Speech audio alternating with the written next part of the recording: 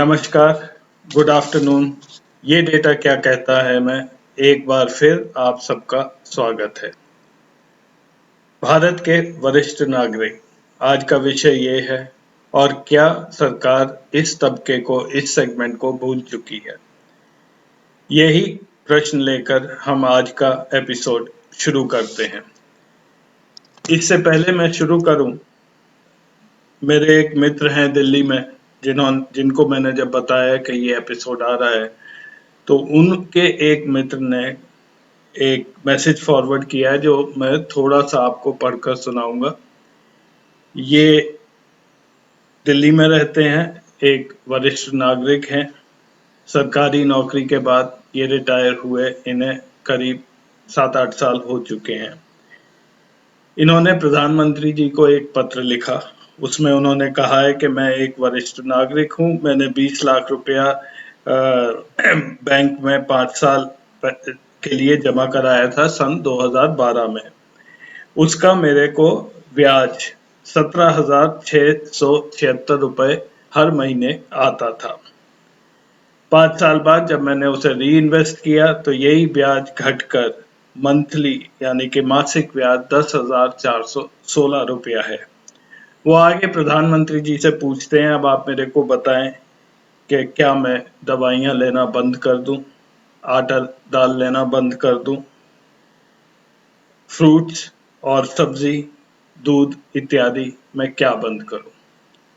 जब आप 2014 में जब आप पावर में आए थे, जो तब फैसिलिटीज एक वरिष्ठ नागरिक को मिलती थी वो भी अब घट चुकी हैं। एक्चुअली ये जो प्रश्न है ये हम सबके दिमाग में है, सबके जहन में है। इसी को लेकर आइए शुरू करते हैं आज का ये एपिसोड, भारत के वरिष्ठ नागरिक। हमारे देश में कितने वरिष्ठ नागरिक हैं? ये जो फिगर आप देख रहे हैं ये है ministry of health and family welfare से। 2009 में सीनियर सिटीजन्स का जो परसेंटेज था वो था 7% ऑफ द पॉपुलेशन, हमारी आबादी का 7%। धीरे धीरे ये परसेंटेज बढ़ता जा रहा है और आज करीब 10% के आसपास है। हमारी टोटल पॉपुलेशन करीब 140 करोड़ है, उसमें से 10% हुए 14 करोड़। तो वरिष्ठ नागरिक 60 से ऊपर के जितने भी लोग हैं वो करीब करीब 14 करोड़ हैं इस वक्त भारत में। ये आंकड़े बढ़ते जा रहे हैं, फिगर्स बढ़ते जा रहे हैं और आगे चल के सन 2050 तक वरिष्ठ नागरिक करीब 25% हो जाएंगे पूरी पॉपुलेशन के। उसका क्या प्रॉब्लम्स होंगी, क्या सोशल इश्यूज होंगे, उसमें आज हम नहीं जा रहे हैं। केंद्रीय सरकार सीनियर सिटीजन्स के लिए क्या कर रही है? मेरे हिसाब से कुछ नहीं, ना के बराबर। वो बिल्कुल भूल गए हैं इस सेगमेंट को। सीनियर सिटीजन्स के लिए प्लान्स अभी से नहीं, ये 2011 से बने जा रहे हैं। सरकारें आती हैं चली जाती हैं, कमेटी आती है चली जाती है, मेंबर्स आते हैं चले जाते हैं। पहली बार 2018 में revised plan an integrated programme for senior citizens, a central scheme to improve the quality of life of senior citizens. केंद्रीय सरकार ने वरिष्ठ नागरिकों के जीवन सुधारने के लिए एक केंद्रीय सेक्टर योजना का डॉक्यूमेंट बनाया है। ये आप डॉक्यूमेंट जरूर पढ़ें, ये करीब 50-60 पेज का है। इसमें कुछ भी नया नहीं है, सिर्फ कवर नया है। जो 2011 से चला आ रहा है उसी को बार बार रिपीट करते रहते हैं। लेकिन 2018 जो है एक इम्पॉर्टेंट और एक विशेष वजह से ये डॉक्यूमेंट बना है जो मैं आगे आपको बताऊंगा। अब देखते हैं इस साल का जो सरकार ने क्या डॉक्यूमेंट पेश किया है। अब ये स्कीम कहलाई जाती है अटल वयो अभ्युदय योजना।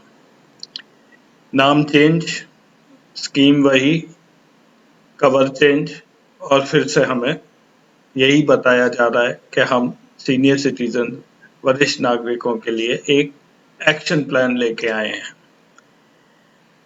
इस एक्शन प्लान को मैं अंदर से भी दिखाऊंगा कि इसके अंदर क्या है और इस साल सरकार हम सब के लिए, आपके लिए, हमारे लिए और जो गरीब तबके के लोग हैं उनके लिए क्या करने की सोच रही है। आइए इस रिपोर्ट में देखें कि इस साल में क्या बजट किया है सरकार ने हमारे आपके लिए। 14 करोड़ सीनियर सिटीजन्स हैं, 70% रूरल हैं तो करीब 10 करोड़ लोग गांव में रहते हैं। डेटा ये कहता है कि 70% जो वरिष्ठ नागरिक हैं वो एक लंबी बीमारियों से वो सफर करते हैं। प्रोलॉन्ग्ड इलनेस होती हैं, जैसे कि जोड़ों का दर्द होता है, ऑर्थोपेडिक बीमारियां होती हैं, चलने में प्रॉब्लम होती है, डायबिटीज होती है। इन बीमारियों में लगातार खर्च करने की जरूरत होती है। जब आप 60-65 साल के ऊपर हो जाते हैं तो ये बीमारियां आ जाती हैं। ये जानलेवा नहीं होती इमीडिएटली, लेकिन फिर भी इनका ट्रीटमेंट जो है वो महंगा होता है। कोई हेल्थ इंश्योरेंस सरकार की तरफ से नहीं है और जो भी हम लोगों की बचत है वो धीरे धीरे कम होती जा रही है। अब नेशनल एक्शन प्लान जो सीनियर सिटीजन का इस साल का है, आप सोचेंगे उसका बजट कितना होना चाहिए। वरिष्ठ नागरिकों के उद्धार के लिए इस साल केंद्रीय सरकार ने 533 करोड़ रुपए का बजट रखा है। ठीक सुना आपने, केवल 533 करोड़। और अगर आप यहाँ राइट हैंड साइड पर देखें तो इसका एक ब्रेकअप है। सबसे ऊपर है शेल्टर और हेल्थ फॉर सीनियर सिटीजन, जिसमें सरकार 300 करोड़ रुपए खर्च करेगी और ये पैसा बजटरी सपोर्ट से आएगा, यानी कि बजट जो हिंदुस्तान का है उसमें से 300 करोड़ दिया जाएगा। ये जो है स्टेट्स का भी इसमें शेयर है, स्टेट एक्शन प्लान को भी पैसा जाएगा और integrated programme for senior citizen दोनों इसके अंतर्गत आते हैं। आप अब खुद अनुमान लगाइए कि हेल्थ के ऊपर 14 करोड़ लोग हैं। अगर साल में 1000 रुपया भी खर्च किया, जो कि एक बहुत ही छोटा फिगर है और वो गलत भी है, तब भी 14,000 करोड़ रुपया सीनियर सिटीजन के हेल्थ पर खर्च किया जाता है। सरकार चाहती है हम 300 करोड़ में इनकी मदद करें। दूसरा है health and nutrition support for indigent elders. इसमें 39.6 39.6 करोड़ सरकार खर्च करेगी।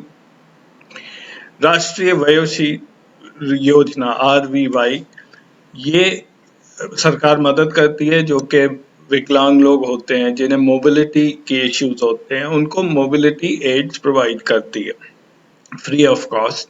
तो ये पैसा मोस्टली सरकार के PSU जो एलिम्को है कानपुर में, वहां पे ट्रांसफर होता है और वो ये मोबिलिटी एड्स बनाते हैं। ये डायरेक्टली पैसा नहीं जाता है, बट ये एड्स डिस्ट्रीब्यूट होते हैं। इसका एक प्रोसीजर भी है, आप नेट पर ये अप्लाई कर सकते हैं।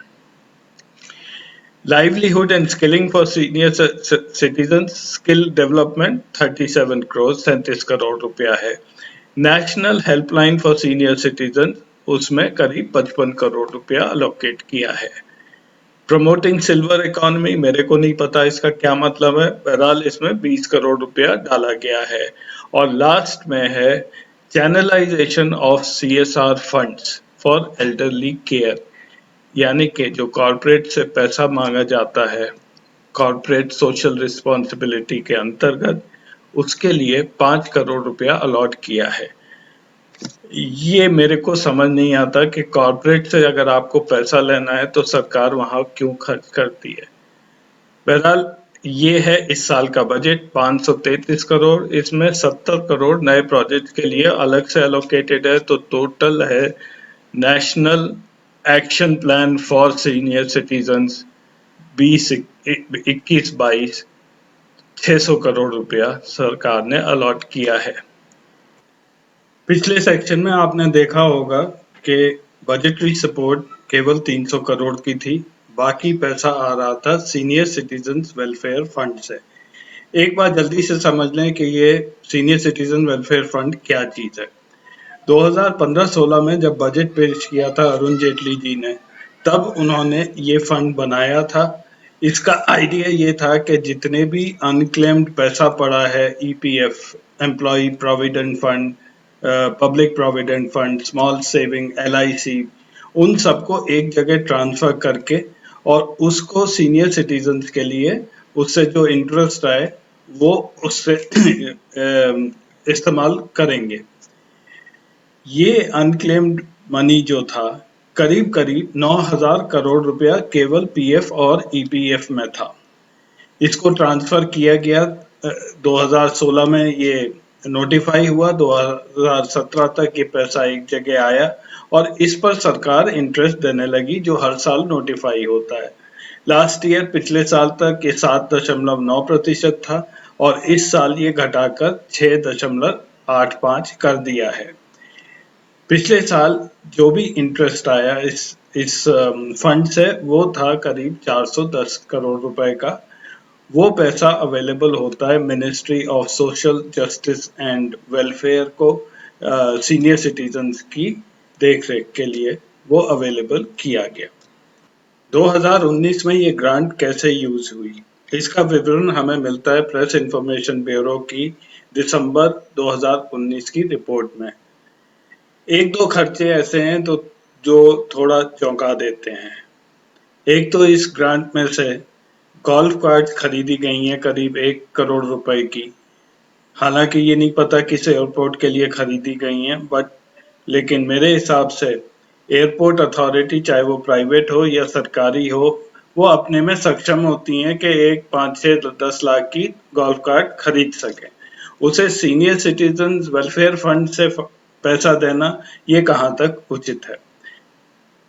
दूसरा एक खर्चा है 13.85 करोड़ का, जो कि रिपोर्ट के लिए फंड लिया है मिनिस्ट्री ऑफ फैमिली वेलफेयर ने, funding of ageing study in India. हालांकि मैंने ये रिपोर्ट देखी है और ये अवेलेबल है नेट के ऊपर, आप भी देख सकते हैं। रिपोर्ट काफ़ी डिटेल में है, लेकिन क्या वो यहाँ से फंड जाना चाहिए? क्या मिनिस्ट्री ऑफ वेलफेयर के पास अपने फंड्स नहीं थे इस स्टडी को इनिशिएट करने के लिए? तो धीरे धीरे ये लगने लगा है कि ये फंड एक फ्री फंड है और जिस भी मिनिस्ट्री का हाथ इसमें जाता है वो वहां से पैसा निकाल रहे हैं। तो हमने देखा एक तरफ तो सरकार की तरफ से वरिष्ठ नागरिकों के लिए किसी भी प्रकार की सहूलियत या मदद नहीं है, और दूसरी तरफ जो आपका बचत का पैसा था वो भी गायब होता जा रहा है। ये आपका पैसा जा कहाँ रहा है? अगर आप देखें 2013 में अगर 100 रुपए थे, आपने किसी फिक्स डिपॉजिट में डाले, बैंक के अंदर डाले, तो आज उसकी कीमत केवल 66 रुपए रह गई है। ये बीच का 35 रुपया 34 रुपया इन्फ्लेशन की वजह से वो गायब हो गया है। आप इन्फ्लेशन देखें तो 2013 में इन्फ्लेशन 9.4% था, जो धीरे धीरे घट के 2017 में 3-3.5% हो गया था। लेकिन उसके बाद ऑलमोस्ट ये बढ़ना शुरू हुआ और पिछले साल ये 6 दशमलव के पार कर गया और वही ट्रेंड अभी कंटिन्यू कर रहा है इस साल भी। लेकिन अभी अंतिम फिगर्स अवेलेबल नहीं है और इन्फ्लेशनरी ट्रेंड्स इस वक्त ज़्यादा हैं। कोरोना तो सिर्फ 2020 में आया था, लेकिन इन्फ्लेशन पहले से ही बढ़ रहा था। उधर अगर आपने 100 रुपया बैंक में डाला था तो धीरे धीरे इंटरेस्ट रेट गिरने की वजह से वो भी रिटर्न आपको बिल्कुल कम हो गए। ऊपर की वाइट लाइन दिखाती है average interest rates on fix deposit for 1 to 2 year period. 1 से 2 साल का जब आप फिक्स डिपॉजिट बैंक में करते थे तो कितना उस पर ब्याज मिलता था। 2013 में ये 8.88% एवरेज था, जो धीरे-धीरे हर साल नीचे गिर रहा है और पिछले 2-3 साल में इसमें बहुत भारी गिरावट आई है। आजकल ये 5% के आसपास है और हो सकता है सीनियर सिटीजन्स को आधा परसेंट या 0.25% ज़्यादा मिल जाए, बट ओवरऑल सिचुएशन यही है कि बैंक दरों में बहुत भारी गिरावट आने से वरिष्ठ नागरिक जिन्होंने पैसा बैंक के एफडीज में रखा था, उसका रिटर्न बिल्कुल गिर गया है। उधर इन्फ्लेशन बढ़ गया है, तो नेट रिजल्ट ये है कि आपका पैसा धीरे-धीरे गायब होता जा रहा है। ये दोनों फैक्टर्स लेके मैंने कंप्यूट किया है कि नेट इंटरेस्ट रेट कितना होता है अगर आप अपना पैसा बैंक डिपॉजिट में रखेंगे।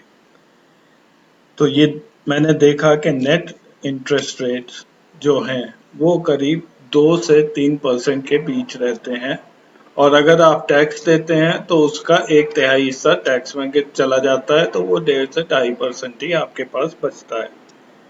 उसका सीधा मतलब ये है कि सरकार आपको अपने डिपॉजिट में पैसा नहीं बनाने देती है, वो सिर्फ इन्फ्लेशनरी ट्रेंड्स को काउंटर करते हैं और आपका पैसा वहीं का वहीं रहता है। आपको ये गलतफहमी है कि आपने पैसा इंटरेस्ट पर रखा हुआ है। इनफैक्ट अगर लॉन्ग टर्म देखेंगे तो उसमें गिरावट ही आएगी। तो हम जैसे वरिष्ठ नागरिकों के लिए अब आगे क्या रास्ता बचा है? चलिए कुछ दूसरों की भी सुनते हैं। मेरे साथ अब ज्वाइन कर रहे हैं तरुण कुमार, जो इन्वेस्टमेंट बैंकर रह चुके हैं स्टैंडर्ड चार्टर्ड बैंक में और एचएसबीसी में। ये आजकल म्यूचुअल फंड निवेश का काम देखते हैं, एक अपनी कंपनी चलाते हैं। साथ में ज्वाइन कर रहे हैं एक और सीनियर सिटीजन और मेरे कोलीग भी रह चुके हैं, राकेश शर्मा जी, मदरसन सुमी, नोएडा से। ये एचआर हेड रह चुके हैं वहाँ की एक कंपनी में। एक छोटा सा वार्तालाप, एक चर्चा इन लोगों के साथ। Okay, good afternoon gentleman, thank you good for afternoon. Joining on this session. आप सबका स्वागत है।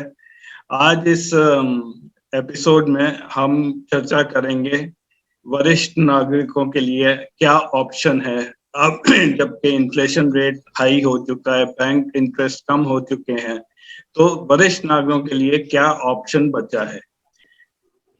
मैं अब इनवाइट करता हूं शर्मा जी को, राकेश शर्मा जी, कि आप अपना जो भी आपके दिमाग में है या प्रश्न है वो एक बार आप रख दें। थैंक यू अजय एंड तरुण। मैं रिटायरमेंट के बाद मेरा सबसे ज़्यादा जो कंसर्न रहा है वो ये रहा है कि हमारे जो भी सर्विस के दौरान जो भी हमारा सेविंग्स थी उसका इन्वेस्टमेंट का जो रिटर्न्स हैं वो हमारा सोर्स ऑफ इनकम है। उस सोर्स ऑफ इनकम को भी इम्पैक्ट करता है, जो कि 2017 से अगर आप देखें तो जो इंटरेस्ट रेट्स हैं वो बहुत ही ड्रास्टिकली नीचे चलते चले जा रहे हैं। हमने रिटायरमेंट के टाइम जो इंटरेस्ट रेट प्लान किया था वो करीब 8.5%, 9.25% के करीब था, जो दिमाग में रखा था। उस हिसाब से प्लानिंग की और ये सोचा कि आगे आने वाले 10 या 12 साल या 15 साल कैसे निकलेंगे। लीविंग असाइड के रुपी वैल्यू क्या होगी वो छोड़ दें अभी, लेकिन जिस हिसाब से इकोनॉमी डाउनटर्न है और इंटरेस्ट रेट गिरते चले जा रहे हैं, उससे हमारा सारा प्लानिंग हेवायर हो गई है। दूसरा, इन्फ्लेशन के पॉइंट ऑफ व्यू से हर चीज बढ़ती जा रही है, कॉस्ट ऑफ लिविंग बढ़ गई है, हमारी इनकम कांस्टेंट है, तो हमें एक हेल्दी और एक अच्छा जीवन व्यतीत करने के लिए हमारा एक इनकम का जो स्रोत है या सोर्स है वो अच्छा होना चाहिए, जिससे कि हमें आगे आने वाले समय में कोई दिक्कत ना महसूस हो। तो हमें आज की तारीख में 5 साल के बियॉन्ड का इन्वेस्टमेंट नहीं सोचना चाहिए। दूसरा है रिस्क जो मिनिमम हो।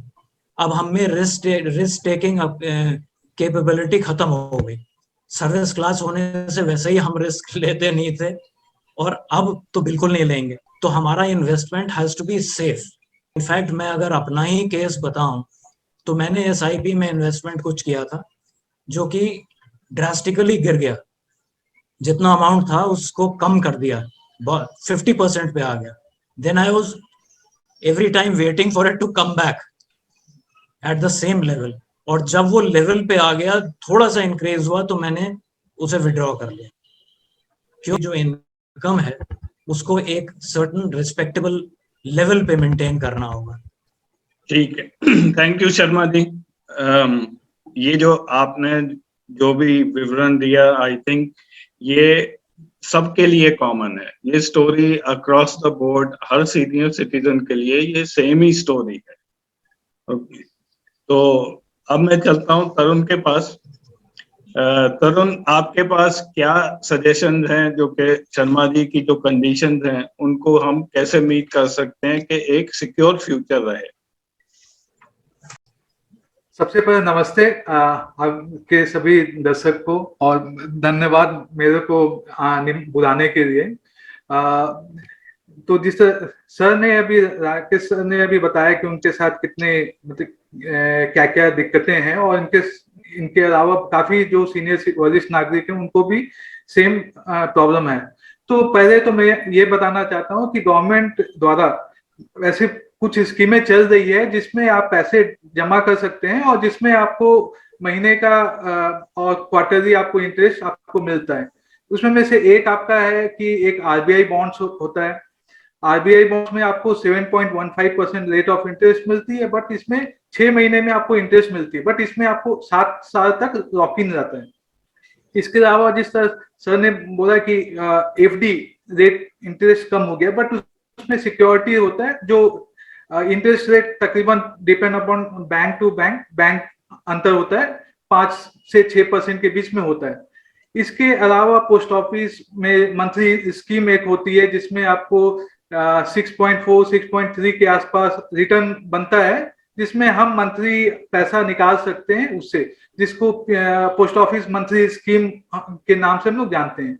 इसके अलावा सीनियर सिटीजन सेविंग स्कीम है जिसमें हमें 7.4% रेट ऑफ इंटरेस्ट मिलता है, और इसको हम लोग मंथली पेबल है, और ये ड्यूरेशन 5 साल होती है। इसके अलावा मैं 3 साल और एक्सटेंड कर सकता हूँ ये सीनियर सिटीजन सेविंग स्कीम। एक और ऑप्शन होती है कि I think it is quarterly payout. Senior citizen savings scheme का interest quarter. Yes, ये quarterly payout। और एक सिक्योर और स्कीम है गवर्नमेंट द्वारा कि प्रधानमंत्री या वया वंदना योजना। इसमें भी रेट ऑफ इंटरेस्ट 7.4 है, बट इसमें मंथली पे आउट है, इसमें हम मंथली दे सकते हैं, और इसका टेनर होता है 10 साल तक हम जा सकते हैं, जो अभी गवर्नमेंट ने 31 मार्च 2023 तक बढ़ाई है इसका ड्यूरेशन। तो ये सब जो अभी मैं बात किया हूँ ये सब थोड़ा सिक्योर है, जिसमें गवर्नमेंट बैकअप भी है कुछ, बट इसके अलावा भी म्यूचुअल फंड्स में भी है ना, सीनियर जो भी हमारे वरिष्ठ नागरिक हैं वो म्यूचुअल फंड में भी डाल सकते हैं, बट डालने का तरीका थोड़ा सा अलग होना चाहिए, और ये सभी सीनियर सिटीजन का अलग अलग ना रिस्क के अनुसार हम बता सकते हैं। नॉर्मली क्या होता है, जिनका पेंशन आता है, जो हम लोग बात कर देते हैं, जिनका पेंशन आता है बट उनको हर एक महीने एक राशि उनके अकाउंट में आ रही है, तो उनको थोड़ा थोड़ा जो भी उनका रिस्क एपेटाइट है उसके अनुसार से वो जमा कर सकते हैं म्यूचुअल फंड के बैलेंस फंड में या डेट फंड में। तरुण, थोड़ा सा आप सिस्टमैटिक ट्रांसफर प्लान जो आपने बोला है उसको एक बार फिर से एक्सप्लेन कर दीजिए दर्शकों के लिए, थोड़ा सा एग्जांपल लेके। Okay sir, systematic transfer plan कि सपोज हमारे पास लमसम इन्वेस्टमेंट है, उसको मैं एफडी के जगह मैं डेट फंड में पार्क कर देता हूं, और उससे डेट फंड में पार्क करने के बाद उसको मैं उसमें भी काफी ऑप्शन आती है सर, 3-4 ऑप्शन है। एक आपका जो भी आपका अप्रिसिएशन है, डेट फंड का जो भी आपको अप्रिसिएशन है 6% 6.5%, वो आप इक्विटी में आप इन्वेस्ट कर सकते हैं। एक वो तरीका है। एक तरीका ये है कि आप उसमें एक फिक्स अमाउंट 1000 रुपीज या 2000 रुपीज आप उससे फिक्स करके आप उसमें डेली या वीकली आप इन्वेस्ट कर सकते हैं। तो जिससे क्या होगा कि आपका मेजोरिटी जो आपका पैसा है डेट फंड में है, जो आपको एक जो आपको 6.5% के आसपास रिटर्न बनता है, और आपका थोड़ा पैसा आपका इक्विटी में भी एक्सपोजर जाता है, जिससे आपको थोड़ा सा हल्का उसमें रिटर्न बनता है, जिससे आपको ओवरऑल बैंक एफडी से ज्यादा रिटर्न बनता है। ये आपको रिस्क कम हो जाती है, क्योंकि इसमें आप एक साथ पैसा नहीं डाल रहे हैं, इसमें आप सोरी पैसा डाल रहे हैं, तो जहां पे आपका रिस्क कम हो जाती है। तो ठीक है, अब coming to systematic withdrawal plan, वो एक बार फिर से रन कर लीजिए। हाँ, सिस्टमैटिक विड्रॉ प्लान क्या होता है? ये हम लोग एसआईपी के बारे में हम लोग जानते हैं कि एसआईपी एक राशि आपके अकाउंट से डेबिट होके इक्विटी म्यूचुअल फंड में चली जाती है और आपको उस दिन का यूनिट मिल जाता है। एसडब्ल्यूपी ठीक उसका उल्टा होता है, जिसमें हमारे पास ऑलरेडी पैसा है, मैंने उसको डेट फंड में डाल दिया है या बैलेंस फंड में डाल दिया है, जिसके बाद आप उससे एक विड्रॉ कर रहे हैं एक राशि 5%, 6%, 7% जो आपकी राशि है। तो इसका यही है कि सपोज मैंने 10 लाख रुपया डाला और मुझे 10 लाख में से 1000 यूनिट मिली फॉर एग्जांपल। ओके, तो ये म्यूचुअल फंड कंपनी क्या करती है, वो यूनिट रिडीम करके आपको पैसे देती है। ओके, तो जब आप लॉन्ग रन में देखते हैं कि आपका जो यूनिट कम होते जाएगा, आपका नंबर ऑफ यूनिट्स कम होते जाएगी, बट ये आपको ये सेम टाइम में मार्केट आपको जो आपने डेट फंड में या बैलेंस फंड में डाला, ये आपका ग्रोथ भी आपका अच्छा, अगर फंड 10% देती है बैलेंस फंड, तो ये आपको उसमें में से 6% या 7% आप विड्रॉ कर रहे हैं, तो आपको वो ओवरऑल आपको काफी लंबे समय तक वो आपका 10 लाख से पैसा निकाल सकते हैं। ये भी बहुत सारी कंपनियों के पास ये भी ऑप्शन है कि आप उसको हर एक साल बढ़ा सकते हैं। सपोज मैंने अभी 6% का अमाउंट फिक्स किया, 6%, आप नेक्स्ट ईयर आप उसको 5% भी बढ़ा सकते हैं।